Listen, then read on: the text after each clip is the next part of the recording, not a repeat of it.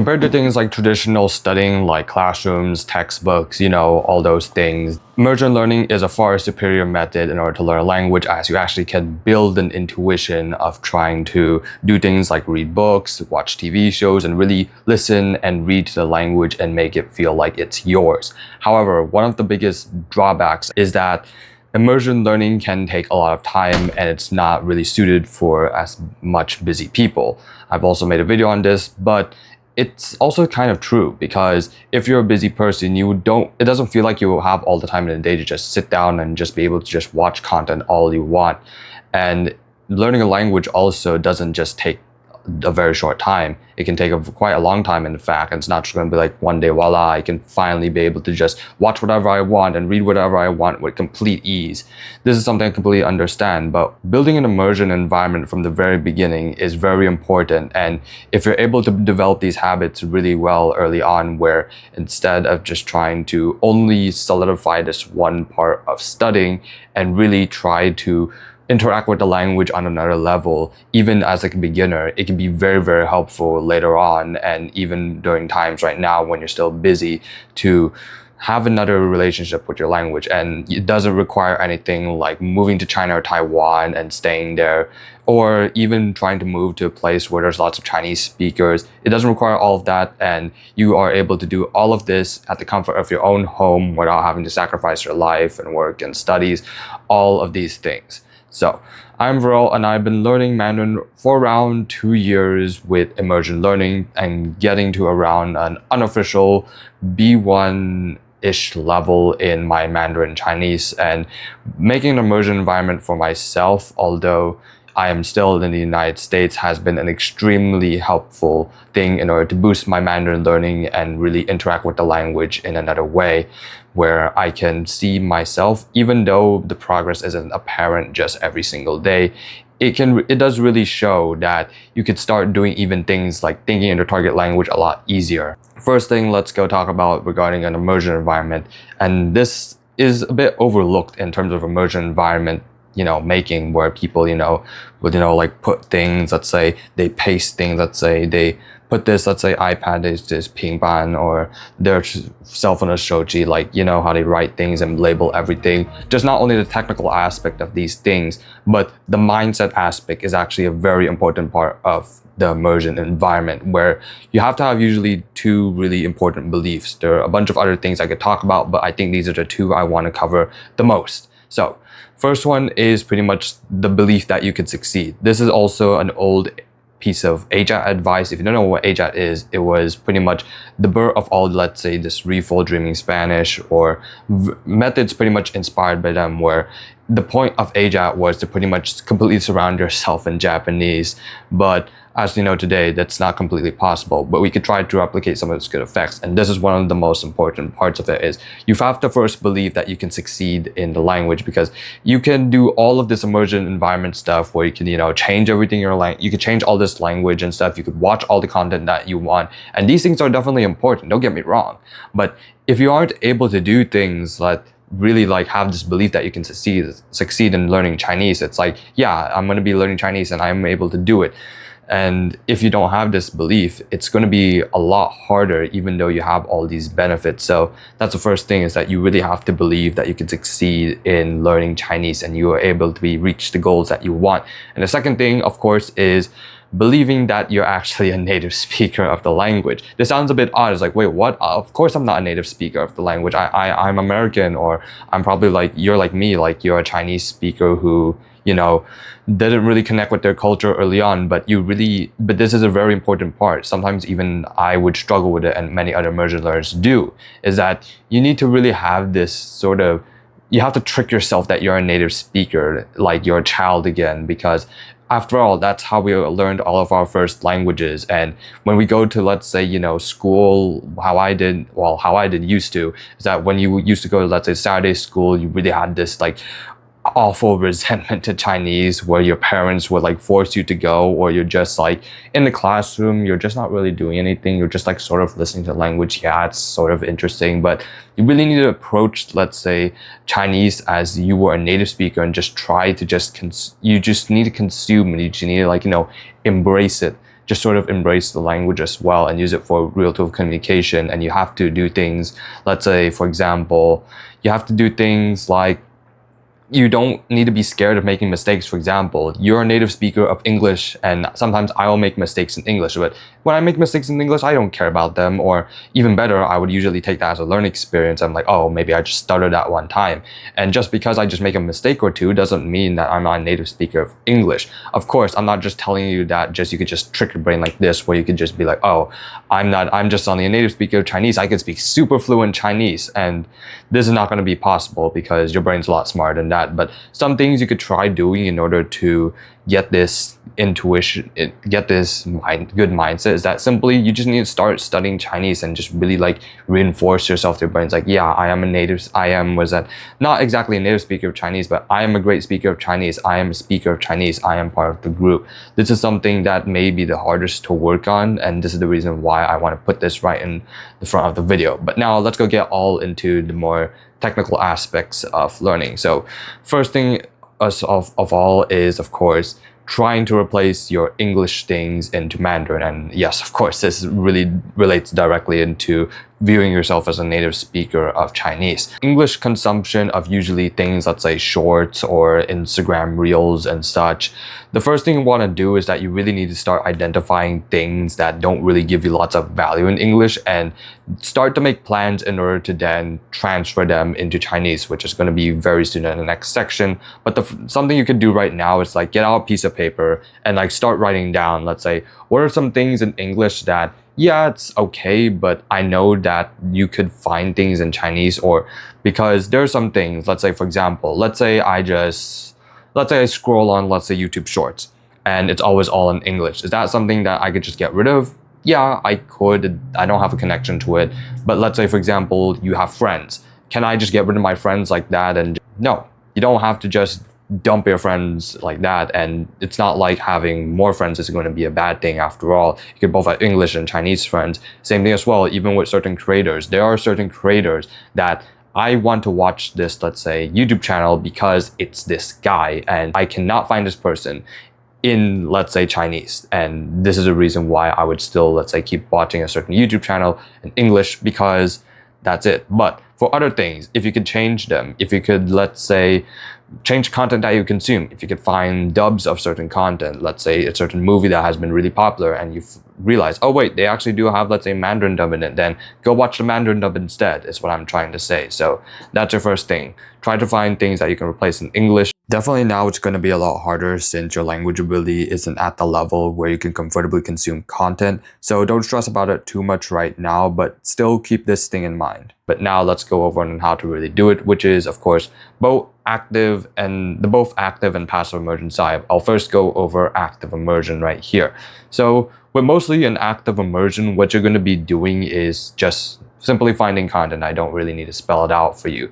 But with this content is that you pretty much just need to first find it in English because, well, if you're still a beginner, you're not going to be able to just suddenly be able to find content. But one thing I found really, really helpful, aside from just using resource docs, but also resource docs and such, is actually learning some key words that are really useful for searching content in Chinese. So what am I saying? Well, I want to tell you is that what you want to do is that learn certain words that you can find content with. Let's say, for example, 动画 means animation in Chinese, or 动漫 means anime. So if you're an anime lover, you could watch those. You could also learn words such as, for example, 节目, which is TV shows, or let's say 影片 or 视频, which is video in Chinese. You could also learn things like 电影, 什么游戏, and then you could learn that word in order to find more games.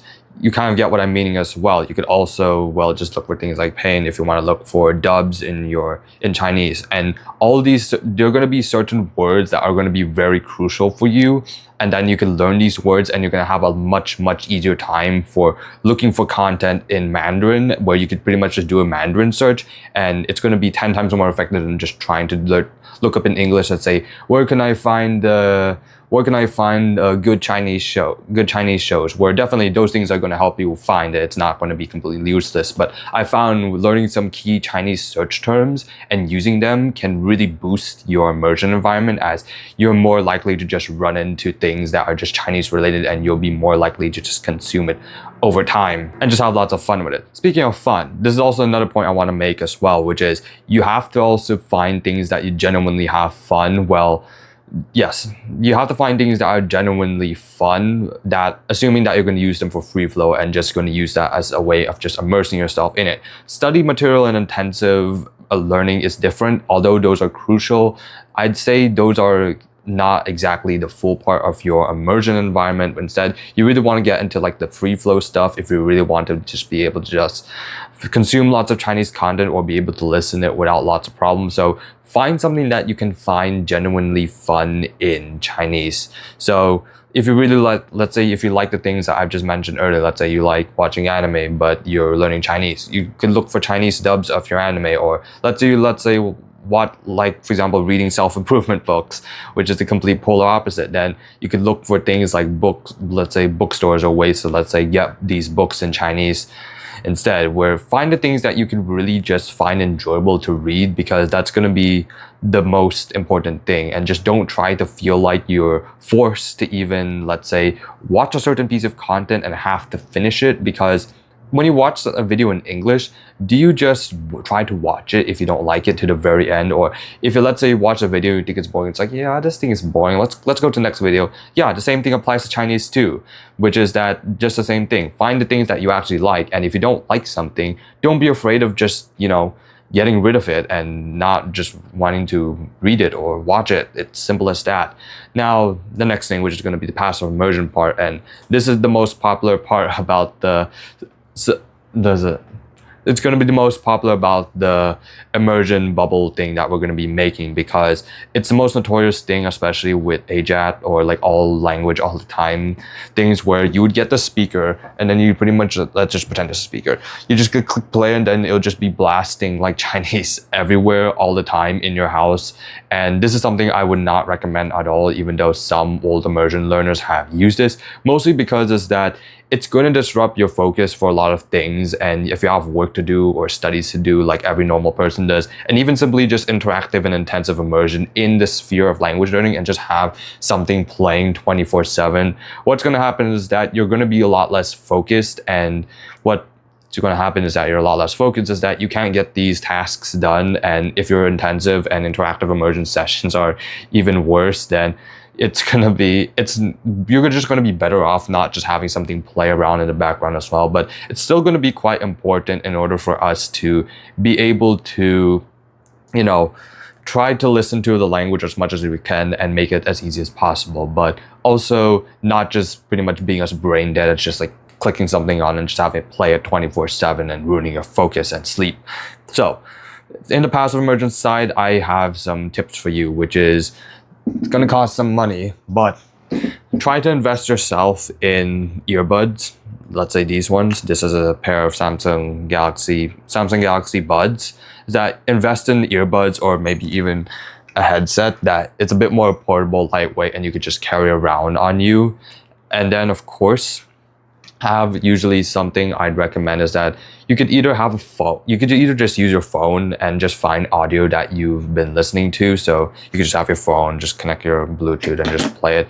But another recommendation that I've tried, but I haven't found a lot of success with, I have found lots of other people that have some success with it, but me personally, I just prefer to use my phone, is that you could also try getting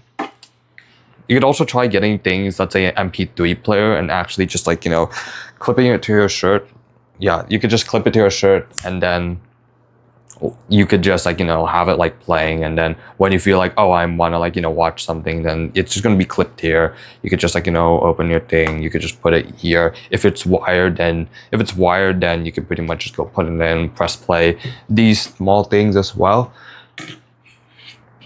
And some platforms I can recommend in order to do this is that, first of all, you can just simply use YouTube and then just have like some YouTube videos playing in the background. I usually would have this playlist where I would have like, say, a passive immersion playlist where every time that I just feel like I want to passively immerse, I just go click on this playlist and then you just go listen to it. Usually what I'd recommend if you're gonna have a playlist like this is that try to, let's say, watch things you already know, let's say in your native language, and you want to, let's say, re-listen to it but in Mandarin, or B, you could also use things that you previously used from, let's say, passive immersion or interactive with the I recommend you use things from intensive or interactive immersion, and what you're going to use with them is pretty much just put them on those playlists and then you can pretty much review, and it's really, really helpful. Even if you aren't going to just make this full entire immersion environment, it's still something I highly recommend you do, and it's a really great way to not only just boost your listening, but it's pretty much, if you combine this with Anki, it's going to be like pretty much it's just going to be Anki on steroids, where not only do you do Anki, but also you get to just review the words passively. It's just like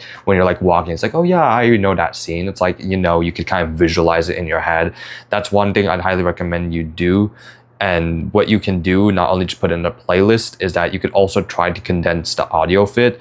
If you don't know what condensed audio is, it's pretty much where you get, you know, a piece of media, you match it with subtitles, and then the subtitles would be blocked off. You're going to need a way in order to download the subtitles as well. There are ways to do this. One way I've found is use Megaku in order to download the subtitles, although that is a paid program. Alright, editor me here, and I've just found during the making of this video that you can indeed download subtitles actually just using ASB Player. In order to do it, what you want to do first is just open your ASB Player app.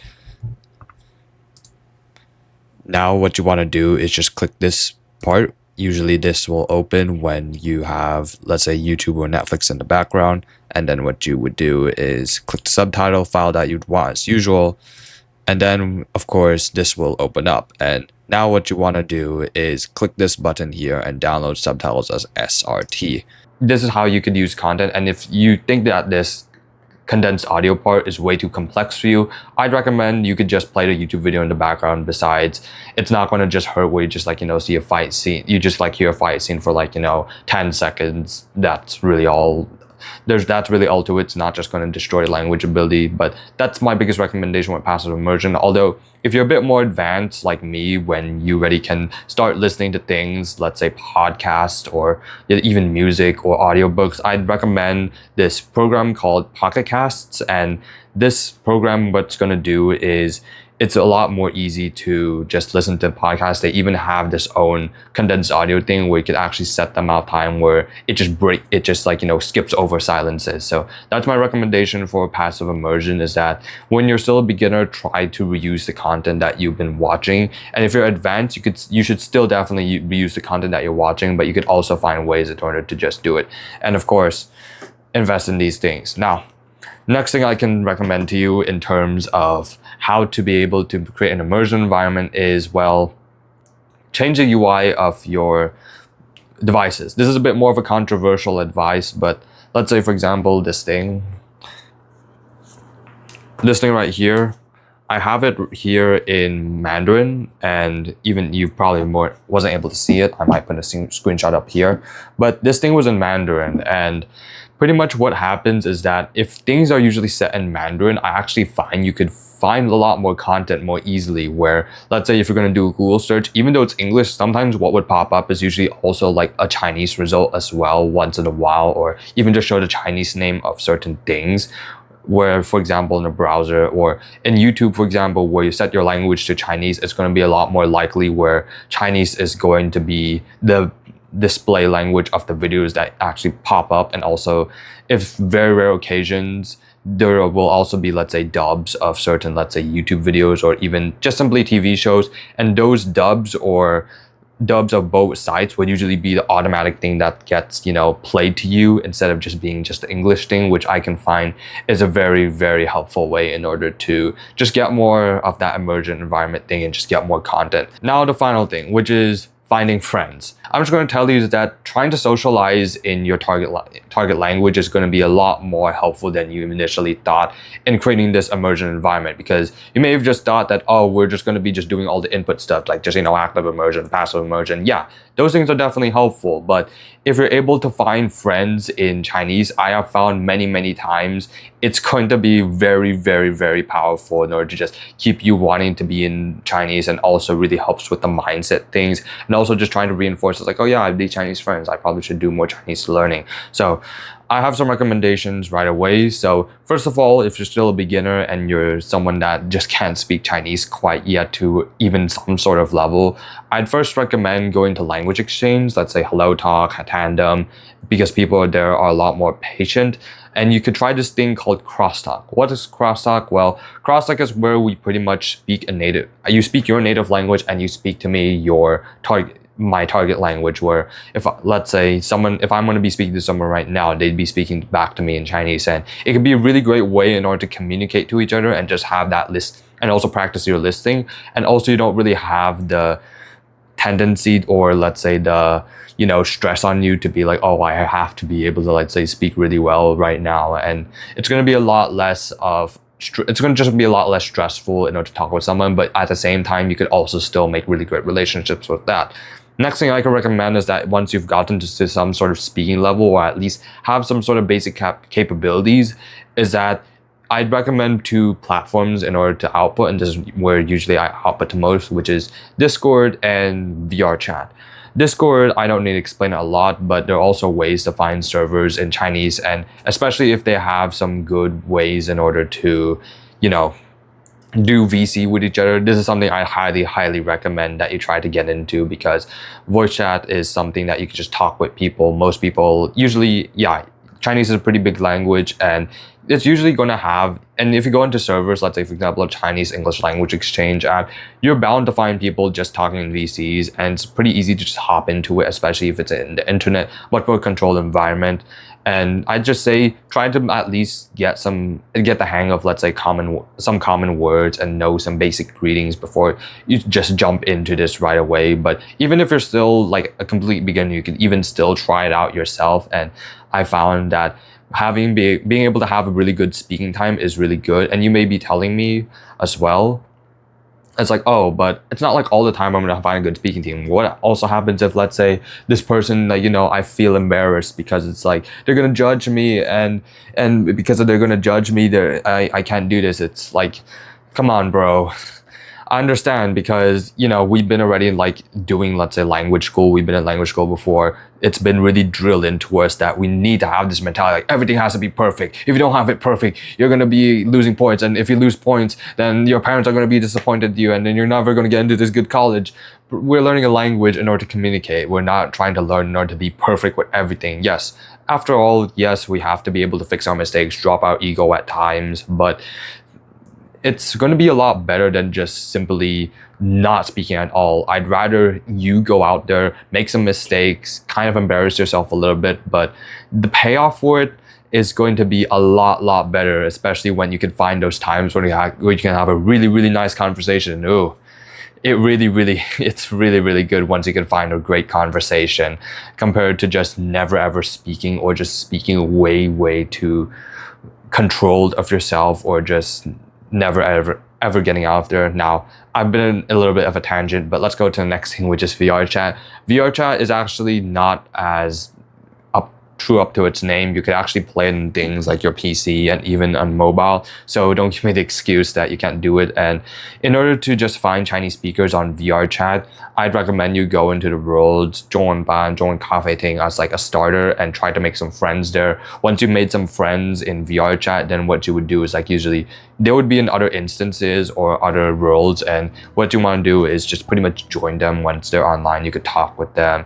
And it's not going to be, like I said, all the time we're going to have, let's say, an excellent conversation, just be able to just get into the flow state right away. But it's 10 times better if you were to just try, compared to just, staying there, because we really want to get into those social flow states where we'll be able to just talk and just really have a good time, and, laughing with people, just, get into deep conversations even sometimes.